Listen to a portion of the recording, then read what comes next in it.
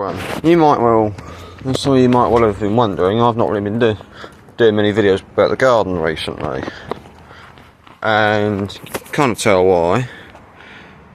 Where the G scale was is long gone, and there is a Locomotive plus a 7¼ inch gauge garden railway has been constructed.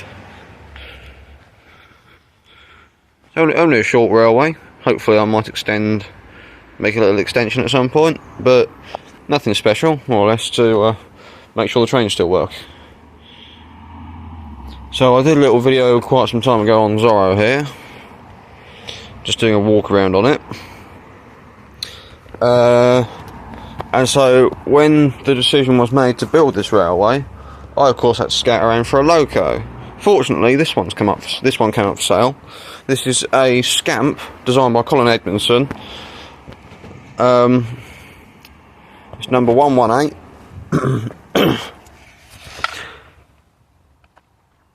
Built back in 2022. It's had 2 owners before me, and I bought it last year. I bought it in the September of last year. So it's just a little walk around. There's not really a great deal to it, but just a little walk around and show you the basics. The engine is, well, the engine.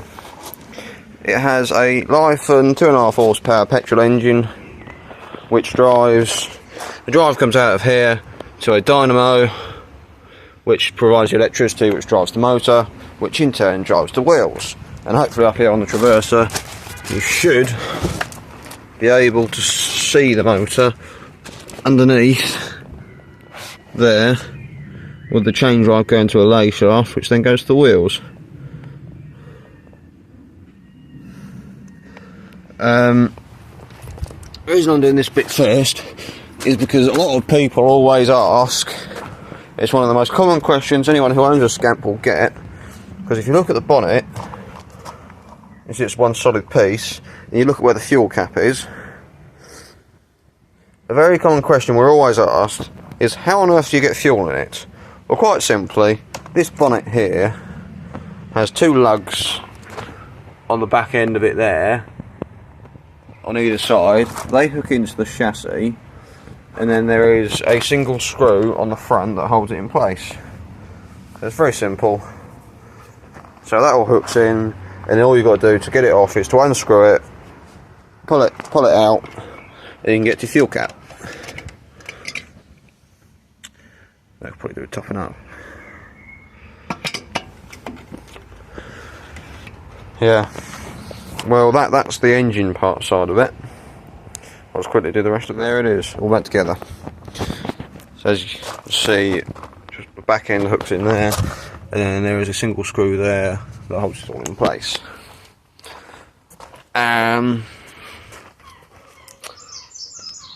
Right, let's have a quick look at the controls. So in terms of controls, what you've got is you've got a manual handbrake. So that's on, that's off.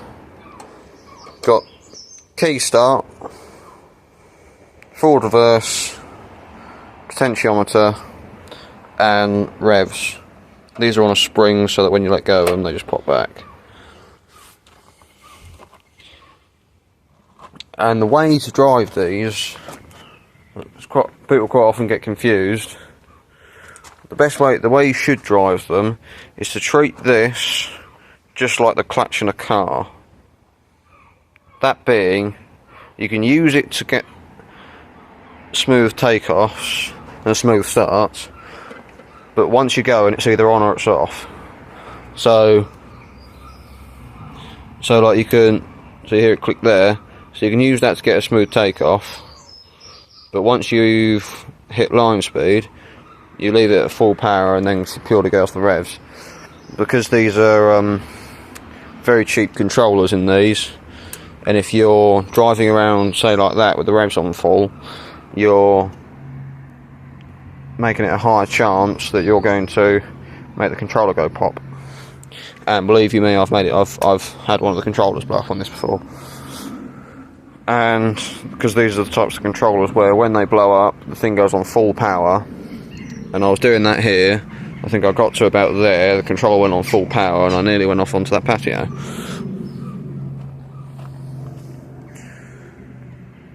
But yeah, well, it's pretty simple, and the red button here is for the horn. It has a klaxon.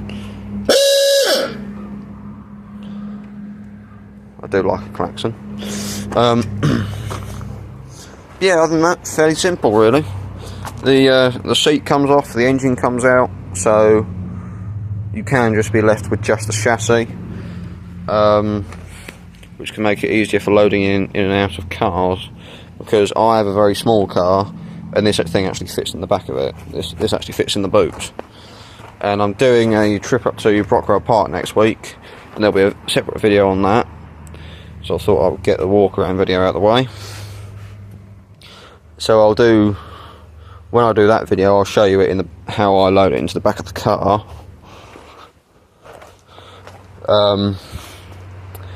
They're not, weight-wise, they're not too bad. They've got enough weight there to pull things, but you've also bear in mind that because you've got the driver sat on it here, you've got the weight of whoever's sat on it giving you the extra adhesive weight. Let's go for a run. First off, switch the fuel on, put the choke on. This is weird because someone's put the sticker on the wrong way around, so off is on and on is on. Off. And then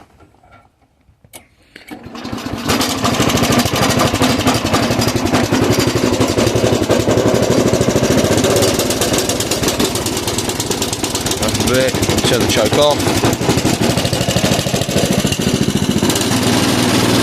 That runs a lot happier.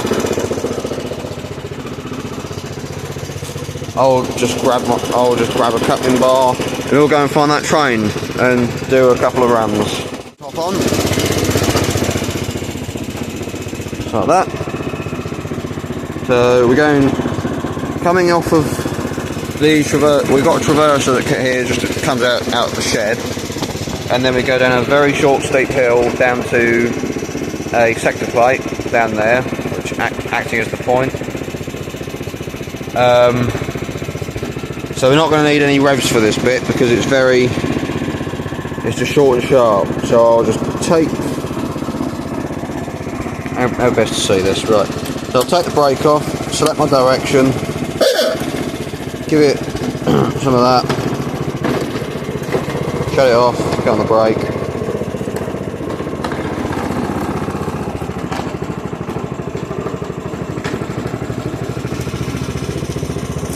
Put the brake on, in neutral. We found a train that's coupled up. Right, so coupled up. At the minute this is the only rolling stock I've got for this railway. I'm hoping I will buy or build some more in the not too distant future. But there's a little flat wagon and a little one person coach. Right, let's go for a little run. Driving this one-handed is quite interesting because normally you need your left hand on the revs and your right hand does the control bits. So select the direction, take the brake off, on, start that going. I'll go very slowly over these points because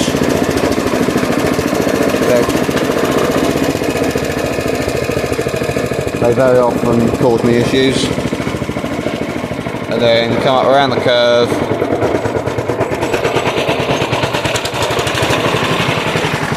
shut the power off, stop it about there, and then we'll go back.